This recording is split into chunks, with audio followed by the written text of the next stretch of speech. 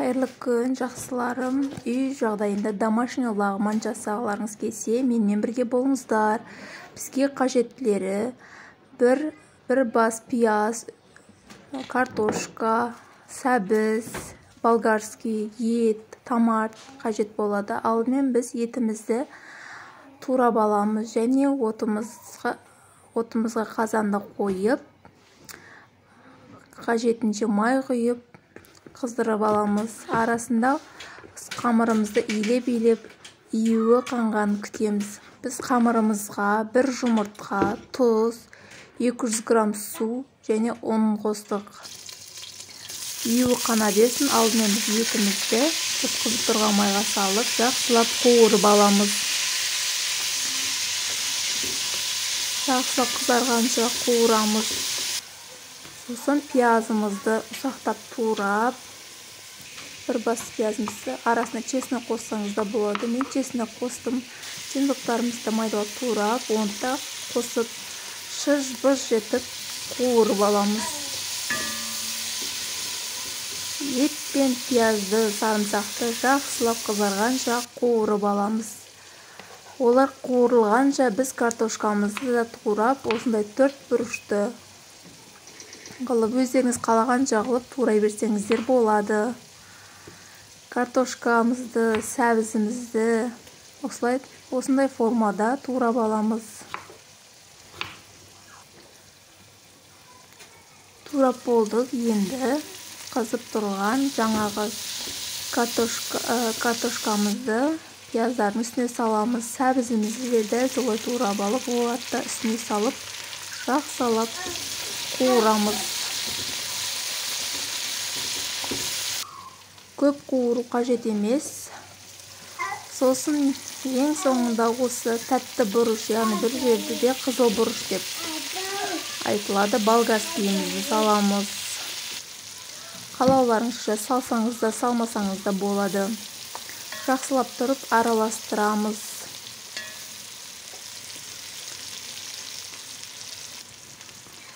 Қуырылып болған соң бір қасық томатный пастамызды саламыз. Егер томатный паста болмаса, қызанақты турап салсаңыздар да болады. Әркім өз қалау бойынша салса болады.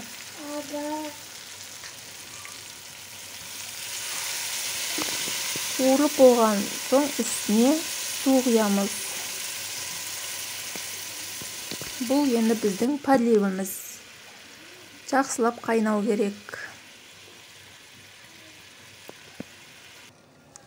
Қайнап шыққан соң дәміне қарай тұзымызды, приправаларымызды, түрлі дәмдеуіштерімізді салып, астын жай қойып қайнатамыз. Ал біз июі қанған қамырымызды жаятын боламыз. Міне июі қаныпты.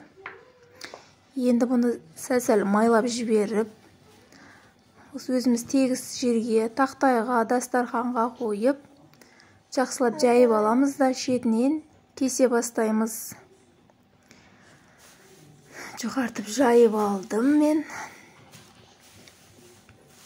Енді шетінен өзімізге қажетті қылып, бөліктерге бөліп аламыз.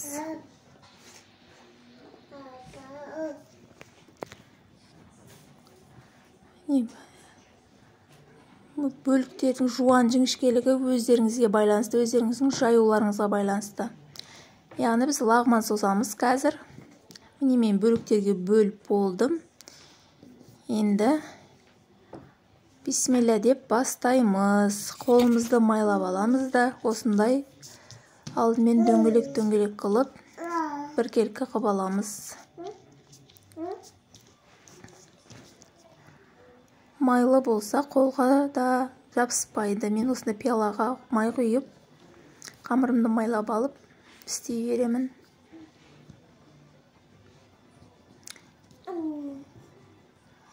Әркім өз қалауы бойынша жасай алады.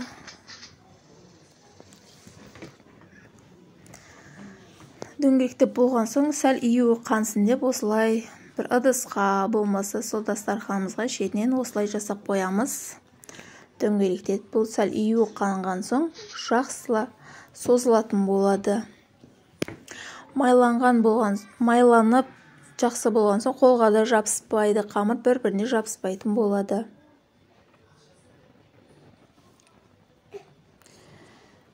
Міне бір үйі қанды, енді шетінен қайтадан бір-бірлеп соза бастаймыз.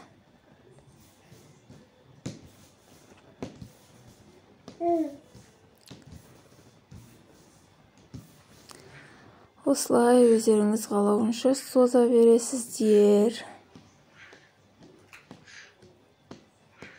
Июі қанған соң өзі қоңсы ұсталған сайын созыла береді.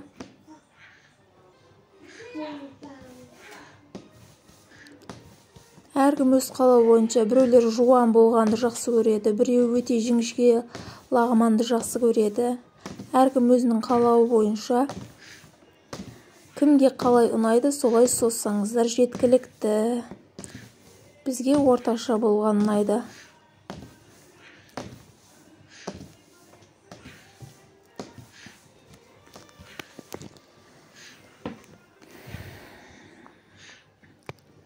Міне осыны тағы бір рет созып жіберсем, сонымен дайын болады. Міне менің қамырым осындай формада шықты, осындай созылды. Бұны салар алдында бір рет жақсылап ұрып жібереміз. Қаттыға жақсылап ұрып жіберсеңіздер болды. Енді қайнап тұрған суымызға салып пісіріп аламыз. Қамырларым барлығы дайын болды. Маған осындай формадағы созылған қамырлар ұнайды.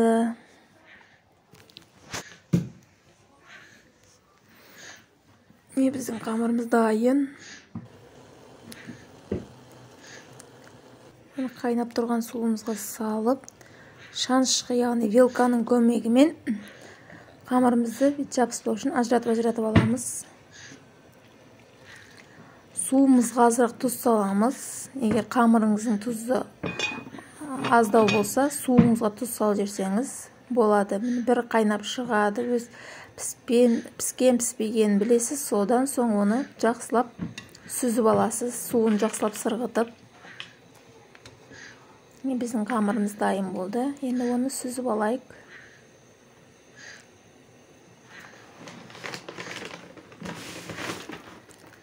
Сүзіп болған соң осындай бір ыдысқа салып, қамырларымыз суымай жатып, кішкене май құйып, бір-біріне жабыспайтын қыламыз. Мұны майлап жатырмыз. Сол кезде қамырымыз бір-біріне жабыспайтын болады. Егер майламасаңыздар, суыған соң қамырларыңыз бір-біріне жабысып қалатын болады. Ал біздікі дайын болды. Енді ыдысымызға құйып, асымызды бере беруге болады. Міне осындай шықты.